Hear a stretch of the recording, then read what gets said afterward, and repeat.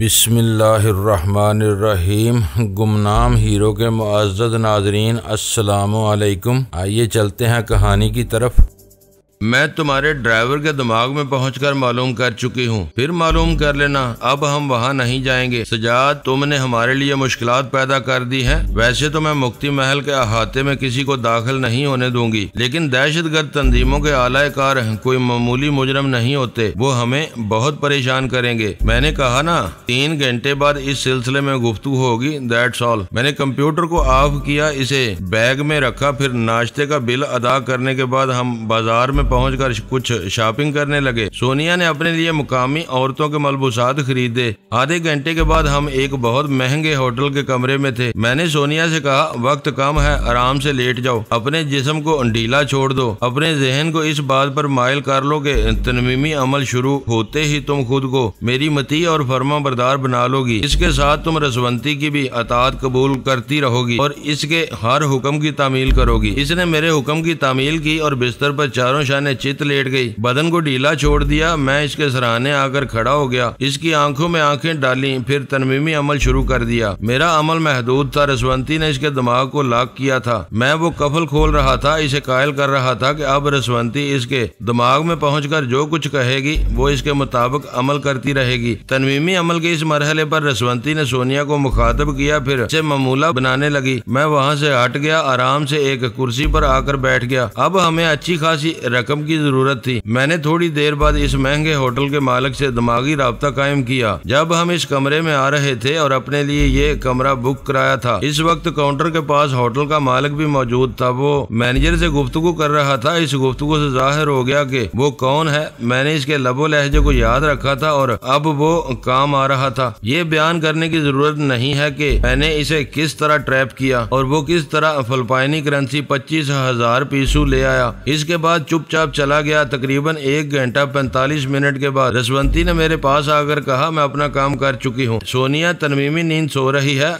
आधे घंटे बाद बेदार हो जाएगी। मैं आला बीबी के पास जा रही हूँ, तुम्हारे पास भी आती जाती रहूंगी। मैंने अपनी जगह से उठकर कमरे के पिछले दरवाजे को खोला। उधर एक बड़ी सी बालकोनी थी। आसपास के कमरों की बालकोनियां भी इतनी करीब थी कि एक छलांग में दूसरी बालकोनी तक पहुंचा जा सकता था। वैसे हमारे आसपास वाले दोनों कमरे खाली थे। इस जजीरे में बहुत कम सयाह आते थे। होटल के कमरे अमूमन खाली ही मिलते थे। आधे घंटे बाद सोनिया बेदार हो गई। मैं बालकोनी में खड़ा रहा। इसने कमरे के दरवाजे को बंद कर लिया, लिबास तब्दील करने लगी। ऐसे ही वक्त कंप्यूटर से इशारा मौसूल हुआ। मैंने इसे ऑपरेट किया। दाम कंप्यूटर ने कहा, 3 घंटे पूरे हो चुके हैं, अपना फैसला सुनाओ। मैं तुम्हारे काम आने के लिए तैयार हूँ। मैं जानती थी ऐसा ही होगा, लेकिन इतना जरूर पूछूंगी कि फरहाद और रसवंती ने मुझ पर एतमाद कैसे कर लिया है। तुमसे मोहब्बत होती जा रही है और मोहब्बत में एतमाद करना ही पड़ता है। बेवकूफ बनाने की कोशिश न करो, फिर खुद ही समझ लो एतमाद करने या न करने का सवाल ही पैदा नहीं होता। मैं तय खाने में जा रहा हूँ, तुम मुझे वहाँ पकड़कर नुकसान पहुँचाकर क्या फायदा हासिल कर लोगी, जबकि सोनिया भी मेरे साथ नहीं रहेगी। लिहाजा भाईजान मेरे लिए खतरा मोल लेने को तैयार हो गए हैं। तय खाने में तुम्हारे साथ मेरे आदमी भी जाएंगे, ये और अच्छी बात है। मैं वहाँ भेजने के तमाम इंतजाम कर रही हूँ। इस सिलसिले में तुम कोई मशवरा देना चाहो तो मैं सुन रही हूँ। हम किस वक्त तय खाने में उतरेंगे? रात का वक्त ज्यादा मुनासिब है। मैं शाम ही से सख्त पहरा लगा दूंगी। तय खाने के अंदर गहरी तारीकी होगी। हमने सारे इंतजाम कर लिए हैं। मुफ्ती महल से बिजली का कनेक्शन लेकर ज्यादा से ज्यादा लंबे तार के साथ तुम लोग सर्च लाइट लेकर अंदर जाओगे। जहाँ तक वो तार जाएगा रोशनी साथ रहेगी। इसके बाद टार्च इस्तेमाल कर सकोगे। ये बताओ तुम्हें किन हथियारों की जरूरत है? मुझे छैनी, हथौड़े, कुदाल, रस्सियों के बंडल, एक मजबूत चाकू और कागज कलम वगैरह चाहिए ताकि इल्मे रियाजी के सवालात हल किए जा सके। तमाम चीजें मुहैया की जाएंगी, लेकिन ये हथियार तो न हुए। मेरे पास 2 नादीदा राइफलें हैं। इनमें से एक राइफल का नाम फरहाद और दूसरी का नाम रसवंती है। तुम्हारे और सोनिया के दिमाग को लॉक कर दिया गया है ताकि मैं तुम्हारे पास न पहुंच सकूं। फिर फरहाद और रसवंती कैसे पहुंच जाते हैं? जब मेरे सजाद होने का भेद खुल ही गया है तो मैं बता दूं, मुझ पर और सोनिया पर मखसूस तनवीमी अमल किया गया है। हमारे जहन को हदायत की गई है कि मखसूस सोच की लहरों को कबूल करें, बाकी को रद्द कर दें। ये हमारा दिमाग खुद ब खुद करता है। अभी तुम कहाँ हो? मदाम कंप्यूटर, इतनी अनजान न बनो। क्या तुम वाकई नहीं जानती हो कि हम कहाँ हैं? तुम्हारे आदमी हमारी निगरानी कर रहे हैं। तुम यकीन करो, मेरे पास जितने काम के आदमी हैं इन्हें मुक्ति महल में लगा रखा है। जो बाकी हैं वो हमारे मुखालफिन के पीछे लगे हुए हैं। मेरे पास इतने आदमी नहीं है कि तुम्हारी निगरानी के लिए मुकर्रर किए जा सके। तुम्हें किसी पर निगरानी का शुबा हो रहा है तो वो यकीनन मास्टर की और साइमन द ग्रेट के आदमी होंगे। तुम्हें होशियार रहना चाहिए। मैं तुम्हारी नसीहत पर अमल करूंगा और कोई बात मैं फिर राब्ता कायम करूंगी। स्क्रीन खामोश हो गई। मैंने इसे ऑफ कर दिया। थोड़ी देर बाद सोनिया ने कमरे का दरवाजा खोला तो मैं इसे सर से पांव तक देखने लगा। वो पहचानी नहीं जा रही थी। कोई मुकामी औरत लग रही थी। इसने लिबास भी फिलिपाइनी औरतों का सा पहन रखा था। मैंने दरवाजे को बंद करते हुए कहा, मुझे बालकोनी से कोई नजर नहीं आया। अगर सामने वाली इमारतों से कोई छुप कर देख रहा होगा। इसने आईने में अपने आप को देखा और इस दुरुस्त करते हुए कहा, इसका मतलब ये है कि मैं बालकोनी के रास्ते से नहीं जा सकूंगी। मैंने सोचा था तुम एक बालकोनी से कूदकर दूसरी बालकोनी में पहुंचोगी। मैं ख्याल ख्वानी के जरिए मैनेजर से दूसरे कमरे की चाबी मंगवा लूंगा। तुम इस दूसरे कमरे से निकल कर जाओगी तो न कोई तुम्हें पहचान सकेगा और न ही शुबा कर सकेगा। कोई बात नहीं, सामने वाला दरवाजा खोल कर देखो। अगर कॉरिडोर में सन्नाटा हुआ तो मैं निकल जाऊंगी। तुमने अपनी जरूरत का सामान रख लिया है? इस बैद वाली बास्केट में रख लिया है। यहाँ की औरतें ऐसी ही बास्केट इस्तेमाल करती हैं। क्या रकम भी इसी में है? 25,000 पीसू बहुत होते हैं। मैंने सिर्फ 15,000 रखे हैं। मैंने इसे देखते हुए कहा, कहाँ रखे हैं? इसने घूर कर कहा, तुम्हें बताना जरूरी तो नहीं है। मैंने थोड़ी देर बाद दरवाजा खोलकर कॉरिडोर में दाएं बाएं दूर तक देखा। एक वेटेड ट्रे में कुछ चीजें लेकर आ रहा था। वो हमारे सामने से गुजरने के बाद चौथे कमरे में चला गया। इसके बाद कॉरिडोर सुनसान हो गया। मैंने सोनिया को इशारा किया। वो अपनी बैद वाली बास्केट उठाकर कमरे से निकल गई। वो कॉरिडोर से गुजरती जा रही थी। मैं बड़ी मोहब्बत से देख रहा था। कैसी अजीब औरत थी। जब भी आती थी प्यार की मुकम्मल कायनात लेकर आती थी और जब जाती थी तो यकीन से नहीं कह सकता था कि वो किन शामत के मारों पर कब बिजली बनकर गिरेगी। मैंने कमरे में आकर दरवाजे को बंद कर लिया। मुझे अपने मुखालफिन की तरफ से ये खतरा नहीं था कि मुझे जानी नुकसान पहुंचाएंगे। इन सब में ये तजस्सुस था कि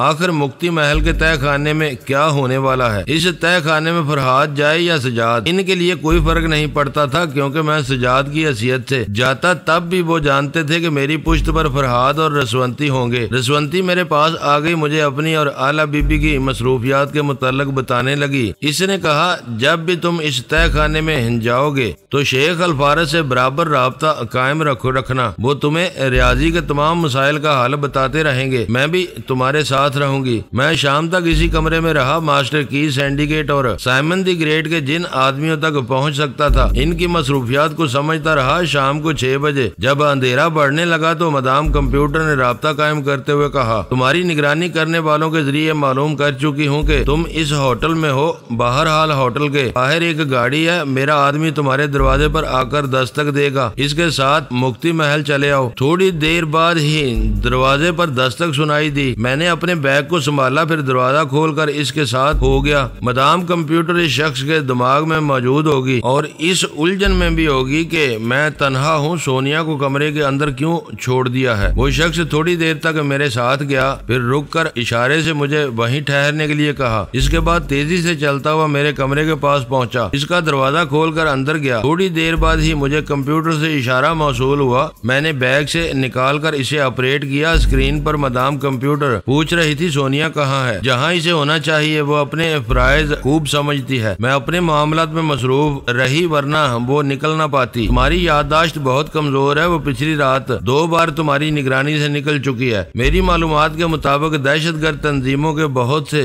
आलाकार इस होटल की निगरानी कर रहे हैं। वो कैसे गई? हवा को गुजरने के लिए एक नन्हे से सुराख की जरूरत होती है। इधर आंख झपकती है, उधर वो हवा हो जाती है। मैं इसे दोस्त बनाना चाहती हूँ, वो दुश्मन बन रही है। तुम फजूल बातें कर रही हो, काम की बात करो। मैं मुक्ति महल में जा रहा हूँ। तुम अपने इंतजामात के मुतालिक बताओ। इतने सख्त इंतजामात है कि महल के अहाते में एक परिंदा भी दाखिल नहीं हो सकेगा। हम नहीं जानते कि तय खाने में कितना वक्त लगेगा। हो सकता है सुबह हो जाए। क्या तुमने इस पहलू पर गौर किया कि बहरी रास्ते से हुकूमत के आदमी आ सकते हैं। जिन मुसलमानों के जरिए तुमने मुक्ति महल पर कब्जा किया है वो इन मुसलमानों को पसपा करके फिर महल पर कब्जा कर सकते हैं। इसके बाद हमारा क्या होगा? हम तो अंदर फंसे रह जाएंगे। जजीरे के तमाम साहिली इलाकों में मुसल्लह मुसलमान मौजूद हैं। वो किसी को जजीरे में कदम रखने की इजाजत नहीं देंगे। जबरन आने वालों को गोली मार देंगे। बहरी फौज नजर आई तो मुझे फौरन इतला देंगे। ऐसे वक्त तुम क्या कर सकोगी? यूं तो मुसलमान मुजाहिदीन ने पूरी तौर पर जंगी तैयारियां कर ली हैं। तो इन्हें रोकेंगे। अगर वो बाज न आए तो इनकी बहरिया फजाइया के अहम अफसरान मेरी टेलीपैथी की मुट्ठी में है। मैं इनके जहाजों का रुख मोड़ दूंगी। मैं एक कार में बैठकर मुक्ति महल के सामने पहुंच गया। इस महल के एतराफ में ऐसी सर्च लाइट्स लगाई गई थी कि छुप कर आने वालों को देखा जा सकता था। महल के हर हिस्से में मुसल्लह गार्ड्स नजर आ रहे थे। चारों तरफ इनके कैंप भी लगे हुए थे। हमारी कार अहाते के फाटक के पास रुक गई थी। वहां से मुझे तनहा पैदल जाना पड़ा। हालांकि मुझे गाड़ी में लाने वाले भी मदाम कंप्यूटर के आदमी थे या फिर सुलेमान मोरोज वगैरह से ताल्लुक रखते थे, लेकिन इन्हें भी अहाते में कदम रखने की इजाजत नहीं थी। महल के वसी सहन में कुछ लोग नजर आए। इनमें से एक ने आगे बढ़कर मुझे खुश आमदीद कहा और मुसाफे के लिए हाथ बढ़ाया। वो एक सेहतमंद अंग्रेज था। इसके पीछे इससे भी ज्यादा सेहतमंद और कादावर शख्स दिखाई दिया। इसे देखते ही जाने क्यों जान लोफर याद आ गया। वो भी ऐसा ही कादावर और पहाड़ जैसी जसामत रखता था। वहाँ कई लोग कुर्सियों पर बैठे हुए थे। मुझे देखकर उठ गए थे। इस अंग्रेज ने हर एक से तारुफ कराना शुरू किया। इसने कहा, पहले मुझसे मिलो। मेरा नाम विक्टर कोलन है। मैं आसारे कदीमा का माहिर समझा जाता हूँ। कदीम तारीखी इमारतों और महलाती तय खानों के तलक मालूमात रखता हूँ। मेरे लायक कोई खिदमत होगी तो मैं इसे अंजाम दूंगा। तो मुझे एक और शख्स के सामने ले गया। वो नाटे कद का था मगर कसरती बदन का मालिक था। इसका जिस्म और चेहरे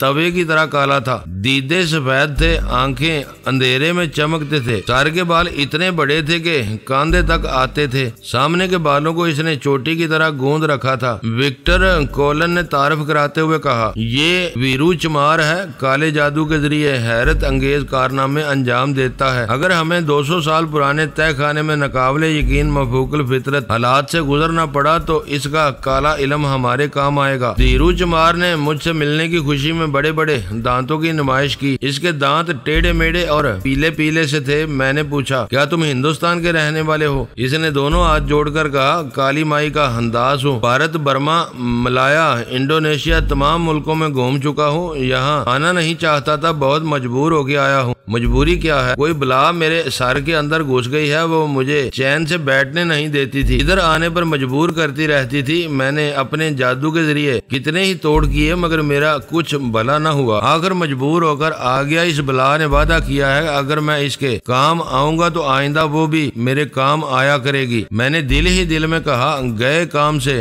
पहले खोपड़ी में एक बला थी, अब 3 बलाएं रहा करेंगी। विक्टर कोलन ने आगे बढ़कर एक बूढ़े हिंदुस्तानी से मुलाकात कराई। इनसे मिलो। ये प्रोफेसर नाइडो हैं। इल्मे रियाजी के उस्ताद माने जाते हैं। हमें मालूम है कि तुम शेख अल फारस से रियाजी के सिलसिले में मदद हासिल करोगे। ये 1 से 2 उस्तादों का रहना बेहतर है। मैंने प्रोफेसर नाइडो से मुसाफा किया। इससे कुछ बातें की। इसके लबो लहजे को समझा। इसके दिमाग में पहुंचकर देखा। फिर दूसरी तरफ पलट गया। इधर वही कादावर पहाड़ जैसा शख्स खड़ा हुआ था। तारफ कराने वाले ने कहा, इसका नाम पीटर पॉल है। ये मदाम कंप्यूटर का खास आदमी है और इस खास महम में शरीक होने के लिए आया है। इसकी शहजोरी का हैरत अंगेज तमाशा देखकर भी आंखें यकीन नहीं करती। ये निहत्ता शेर से लड़ता है और किसी भी पुख्ता दीवार को धक्के मार मार कर गिरा देता है। मैंने पूछा, गोरी सजाता तक पहुंचने के लिए किसी शहजोर की भी जरूरत है? डॉक्टर कोलन ने कहा, ये हमारी मदाम कंप्यूटर का वफादार है और हमें भी वफादार बनाए रखने के लिए साथ जा रहा है। फिर तो तुमसे मिलकर बड़ी खुशी हुई। मैंने पीटर पॉल की तरफ मुसाफे के लिए हाथ बढ़ाया। इसने भी मुझसे मुसाफा करते हुए अजनबी जुबान में कुछ कहा। इसकी हथेली इतनी चौड़ी थी कि मेरा हाथ किसी कदर छोटा पड़ गया था। हाथों की सख्ती बता रही थी कि किसी की गर्दन हाथ में आने के बाद छूट नहीं सकती, टूट सकती थी। मैंने अपना हाथ छुड़ा लिया। विक्टर कोलन ने कहा, यह सिर्फ फिलिपाइनी जुबान जानता है और कोई जुबान नहीं समझता। मैं समझ गया ऐसा शख्स सिर्फ मेरे लिए रखा गया था ताकि वो जिस्मानी एतबार से शहजोर हो। इसकी जुबान समझ में न आए, दिमाग के दरवाजे मेरे लिए बंद रहे। मैंने पूछा, अच्छा या तो आप चारों साहिबान मेरे साथ तय खाने में जाएंगे। डॉक्टर कोलन ने कहा, एक और है। ये कहते हुए इसने महल के बड़े से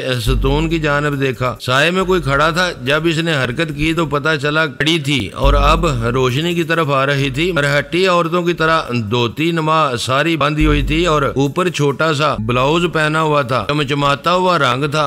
आंखें भूरी थी मगर पलकें और अबरू स्याह थे। इन आंखों में इतनी गहराई, इतनी कशिश थी जैसे जहर भरा हुआ हो। आंखों को देखते ही मंजाली याद आ गई। विक्टर कोलन ने कहा, यह बावली स्पेरन है। हम 200 बरस पुराने तय खाने में जा रहे हैं। वहाँ सांप बिच्छू के अलावा जहरीले कीड़े मकोड़े भी हो सकते हैं। वो एक हाथ नचाकर फखरिया अंदाज में बोली, होने दे अंग्रेज बाबू, होने दे। ये बावली स्पेरन नाग सांपों के मस्कन में नंगे पांव जाती है। इसके एक शाने से कपड़े की झोली लटक रही थी। इसने झोली पर हाथ मारते हुए कहा, इसमें जहरीली बिलाओं के लिए मंत्र भी है, मंत्र भी है, जंतर भी है। और ये मंत्र जंतर क्या चीज है? ये मेरी 2 आंखें जिस पर ठहर जाती हैं वो भी ठहर जाता है, अपनी जगह से हिल नहीं सकता। ऐसा कहते हुए बावली स्पेरन ने मुझे देखा। इसकी नजरें मुझ पर ठहर गई। मेरी नजरें मुस्कुरा रही थी। वो घूर कर मुझे देखने लगी। वाकई जहरीली कशिश थी लेकिन वो भी कुछ महसूस कर रही थी क्योंकि मेरी आंखों ने शमा की जलती हुई लोगों को जज़ब कर रखा था। ये आंखें तनवीमी अमल के मरहलों से गुजर चुकी थी।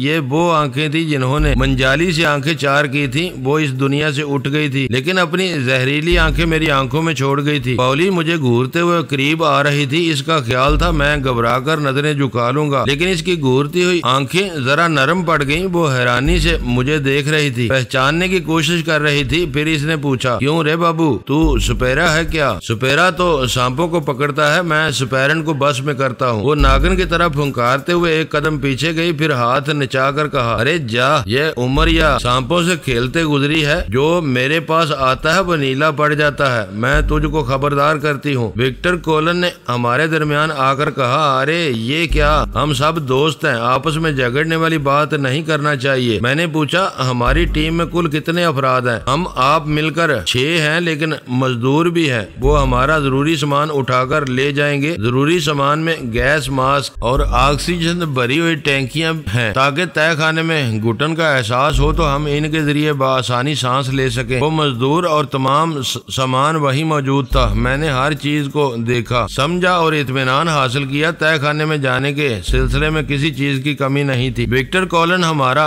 टीम लीडर था। हम इसकी रहनुमाई में महल के अंदर दाखिल हुए। मुझे यकीन था इस महल के किसी कमरे में तय खाने का रास्ता होगा, जैसा कि कदीम तारीखी महलों में तय खाने बनाए जाते हैं। इनका रास्ता किसी कमरे के फर्श से होकर गुजरता है या किसी खुफिया दीवार के पीछे से वो रास्ता तय खाने की तरफ जाता है। लेकिन मेरी हैरानी की इंतहा न रही जब हमारा पार्टी लीडर विक्टर कोलन हमें सीढ़ियों पर चढ़ाता हुआ महल की छत पर ले जाने लगा। मैंने पूछा, क्या अभी तय खाने में नहीं जाएंगे? हम वहीं जा रहे हैं। मैंने मजीद सवाल करना मुनासिब नहीं समझा, चुपचाप इनके साथ छत पर आ गया। वहाँ विक्टर ने कहा, तुम सब अपने अपने अपने हिस्से का जरूरी सामान अपने पास रख लो। हमने सामान उठाना शुरू किया। हर एक के हिस्से में ऑक्सीजन की 2 टैंकियां थी। इन्हें हमने पुश से बांध लिया। एक आहनी टोपी थी जिसके सामने पेशानी पर एक टार्च नुमा लाइट मुंसलिक की गई थी। इसे हम अपनी मर्जी से ऑन ऑफ कर सकते थे। आहनी टोपी से एक गैस मास्क मुंसलिक था जिसे हम वक्ते जरूरत चेहरे पर चढ़ा सकते थे। मैंने एक लेदर किट को दूसरी की तरह अपने सीने पर बांध लिया। इसी किट के अंदर एक अदद टार्च, एक बड़ा सा चाकू और डीडीटी की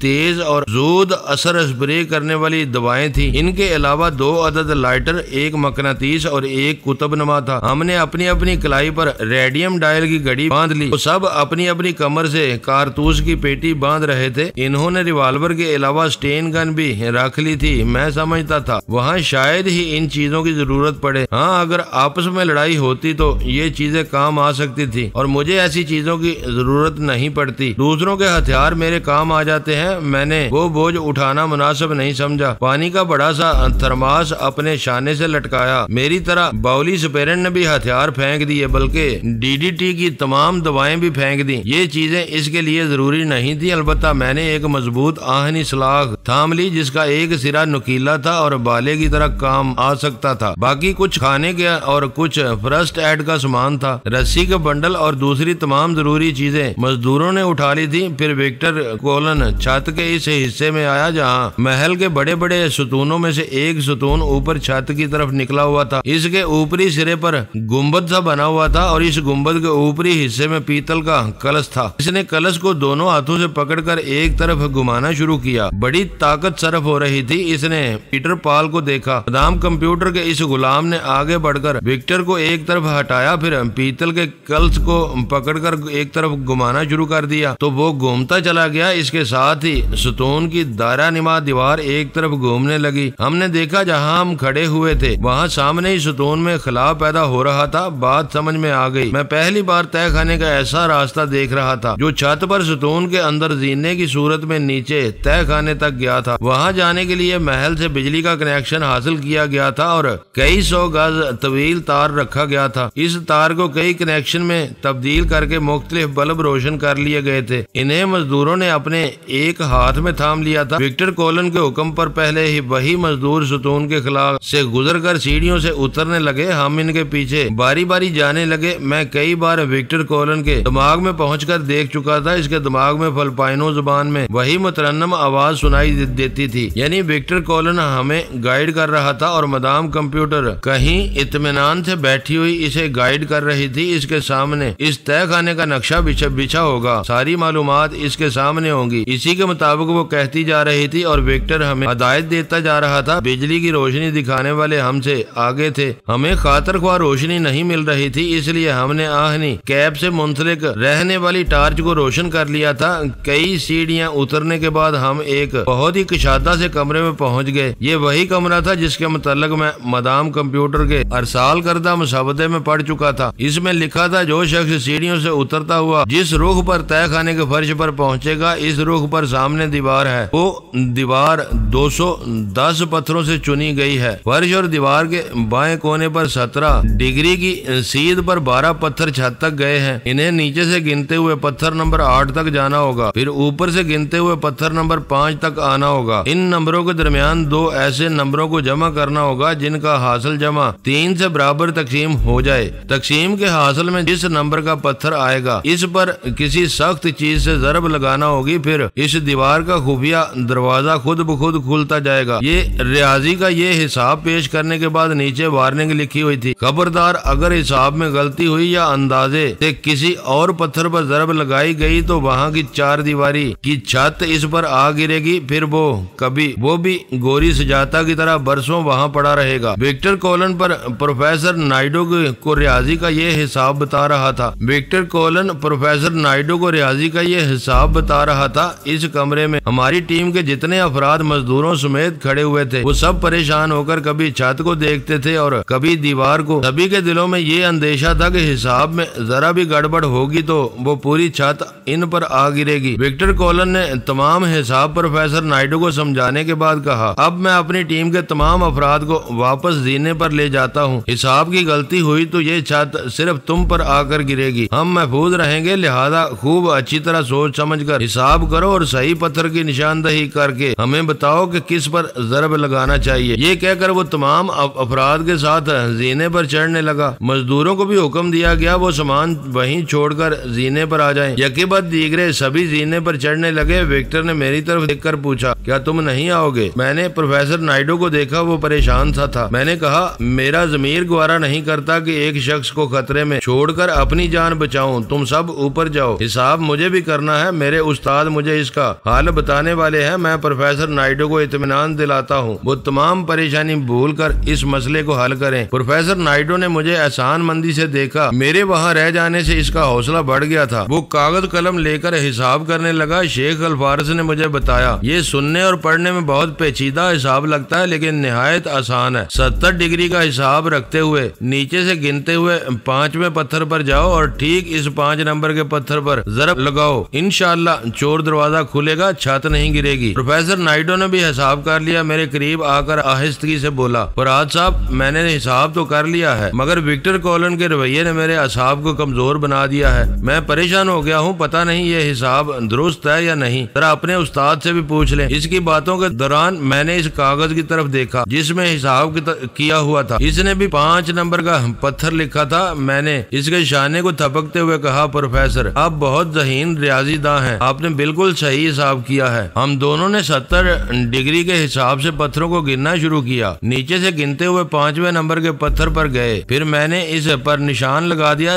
जीने पर से विक्टर कॉलन ने पूछा, क्या सही पत्थर का हिसाब मिल गया? हाँ, मिल चुका है। मजदूरों ने जहाँ अपना सामान रखा था वहाँ से मैंने एक बड़े हथौड़े को उठा लिया। जब इस पत्थर पर जरब लगाने के लिए पहुंचा तो इसके सामने प्रोफेसर नाइडो सीना तान कर खड़ा हो गया। इसने इनकार में सर हिलाकर कहा, नहीं फरहाद नहीं, ये मेरा शोबा है। इस कमरे से गुजरने के लिए इल्मे रियाजी के हिसाबात मुकम्मल करने के लिए मेरी खिदमत हासिल की गई है। ये हथौड़ा मुझे दो और तुम जीने पर चले जाओ, मैं इस पर चोट लगाऊंगा। मैंने मुस्कुराते हुए पूछा, हम दोनों यहाँ रहकर इस पत्थर पर चोट लगाएंगे तो क्या हर्ज है? नहीं बेटे, तुम्हें तुम्हारी टेलीपैथी की दुनिया को जरूरत है। नहीं प्रोफेसर, दुनिया को टेलीपैथी की नहीं, तुम्हारे इल्म की जरूरत है। प्रोफेसर नाइडो ने गुस्सा दिखाते हुए कहा, मैं तुम्हारे बाप की जगह हूँ, तुम्हें हुक्म देता हूँ यहाँ से जाओ। मैंने सर झुकाते हुए कहा, आप मेरे बाप की जगह मेरे मोहतरम बुजुर्ग हैं। मैं आपकी शफकत को समझ रहा हूँ, लेकिन एक बेटे को भी अपना फर्ज अदा करने दीजिए। ये कहते ही मैंने प्रोफेसर नाइडो के दिमाग पर काबूज हो गया। वो वहाँ से हट गया। आहिस्ता आहिस्ता चलता हुआ जीने की तरफ यूं जाने लगा जैसे ख्वाब में चल रहा हो। जब वो जीने की बुलंदी पर अपनी टीम के अफराद तक पहुंच गया तो मैंने मुस्कुराकर उधर देखा। वो लोग इतनी बुलंदी पर थे कि नजर नहीं आ रहे थे, सिर्फ बाउली सुपैरन के पांव दिखाई दे रहे थे। वो जरा नीचे उतर आई थी, तजस्सुस में थी, कभी कभी झुककर मुझे हैरानी और तशवीश भरी नजरों से देखती थी। मैंने बिस्मिल्लाह पढ़कर हथौड़े को संभाला। मेरे हाथ हथौड़े के साथ फजा में बुलंद हुए। फिर दूसरे ही लम्हे 5 नंबर के पत्थर पर एक जोरदार जरब लगी। लोहे से पत्थर टकराने की आवाज कुछ और होती है और लोहे से लोहा टकराए तो कुछ और आवाज निकलती है। मुझे यूं ही लगा जैसे हथौड़े का लोहा किसी पत्थर से नहीं बल्कि किसी लोहे से टकराया हो।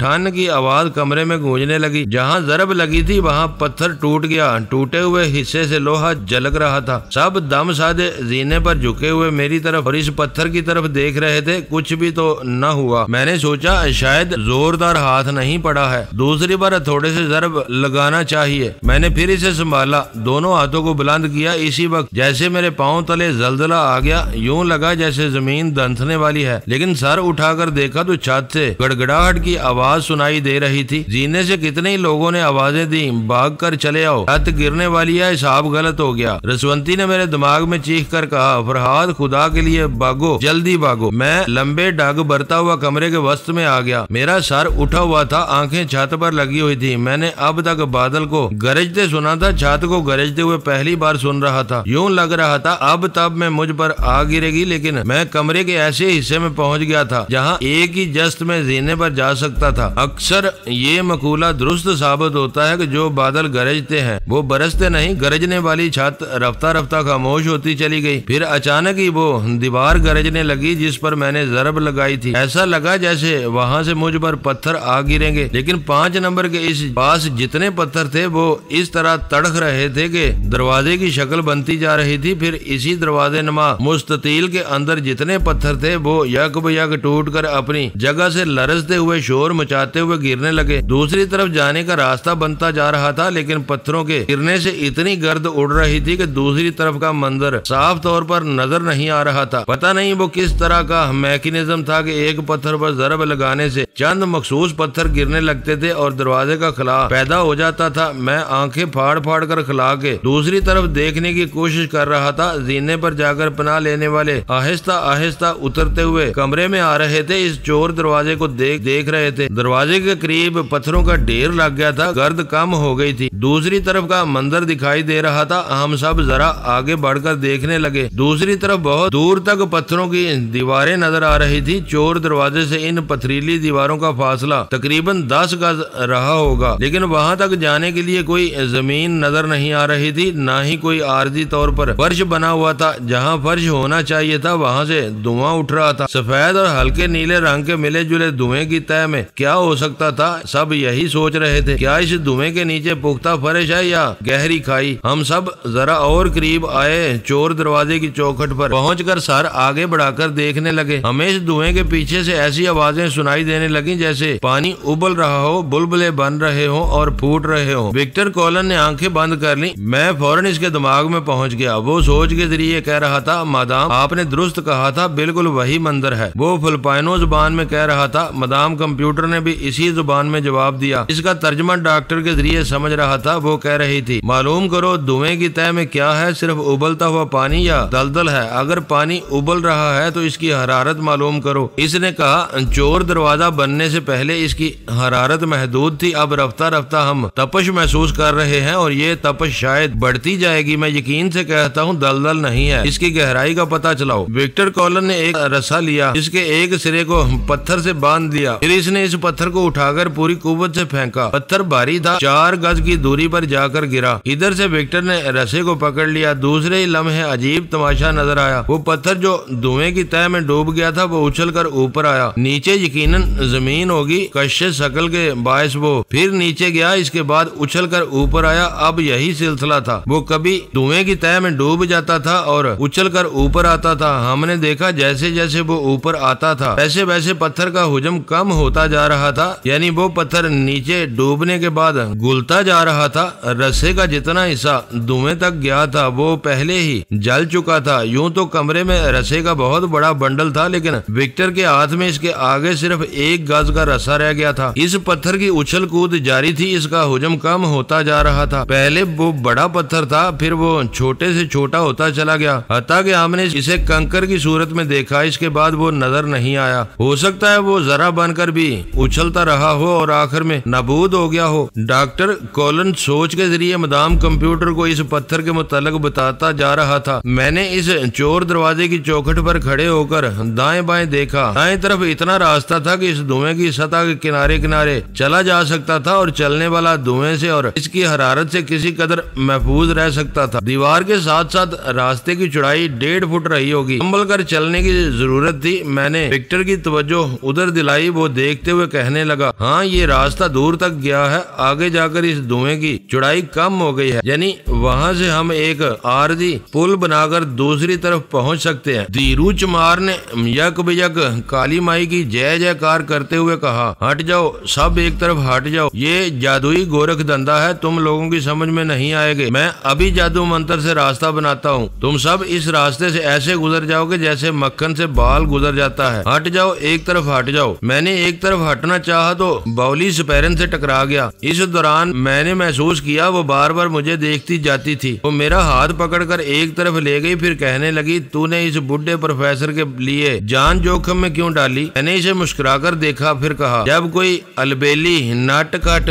की नार सामने होती है तो मैं इसी तरह हीरो बन जाता हूँ। तेरे दिल का क्या हाल है? वो दीदे नचाकर बोली, मुझे ऐसी वैसी न समझना, मगर हाँ मेरा दिल कहता है जैसा तू कह रहा है वैसा नहीं है। बहुत अच्छा है, चल तू भी क्या याद करेगा? अगर तुझ पर गुस्सा आया तो मैं एक बार माफ कर दूंगी, तुझे नीला पढ़ने नहीं दूंगी। मैंने हंसते हुए इस जादूगर धीरू चमार की तरफ देखा। इसने मंत्र पढ़ना शुरू कर दिया था। इसका रुख इसी सफेद और नीले धुएं की तरफ था। वो हाथ उठाकर जोर जोर से मंत्र पढ़ रहा था। कभी कभी अपनी झोली से कोई सफूफ निकाल कर इस धुएं की तरफ फेंकता भी जाता था। फिर इसने पलटकर विक्टर कॉलन से कहा, काली माता बलि चाहती है? क्या मतलब? काली माता खून चाहती है, किसी की कुर्बानी चाहती है। मैंने नागवारी से पूछा, यहाँ सब इंसान है, तुम किस की कुर्बानी देना चाहते हो? इसने हाथ उठाकर गरजते हुए कहा, किसी की भी कुर्बानी जरूरी है, एक इंसान के जान देने से हम सब पार लग जाएंगे। मैंने एक कदम आगे बढ़ाकर कहा, मेरा ख्याल है मैं तुम्हें उठाकर इस धुएं में फेंक दूं, तुम्हारी कुर्बानी ज्यादा मुनासिब होगी, हमारे लिए रास्ता बन जाएगा। इसने मेरी तरफ हाथ बढ़ाया, डपट कर कहा, रुक जा अपनी जगह, अगर मुझे गुस्सा आया तो भस्म कर दूंगा। तूने मेरे जंतर मंत्र के दौरान मेरी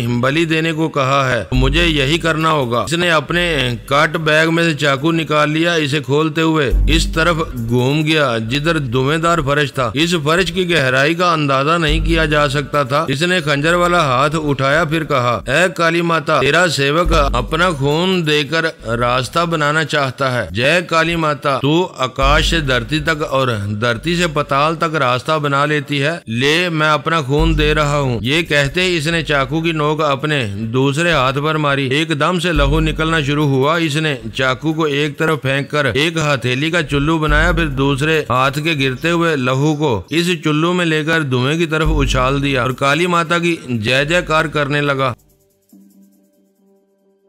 मुअज़्ज़ज़ नाज़रीन, लाइक करें, शेयर करें और कमेंट्स बॉक्स में पाक आर्मी जिंदाबाद, पाकिस्तान पाइंदाबाद का नारा ज़रूर दर्ज करके अपने मुल्क पर फ़ख्र करें और पाकिस्तान की बुनियादें मजबूत करने में अपना किरदार अदा करें। वीडियो देखने का शुक्रिया। मुअज़्ज़ज़ नाज़रीन, अपना ख्याल रखिएगा और हमारे चैनल का भी। ISI पाक आर्मी जिंदाबाद, पाकिस्तान पाइंदाबाद।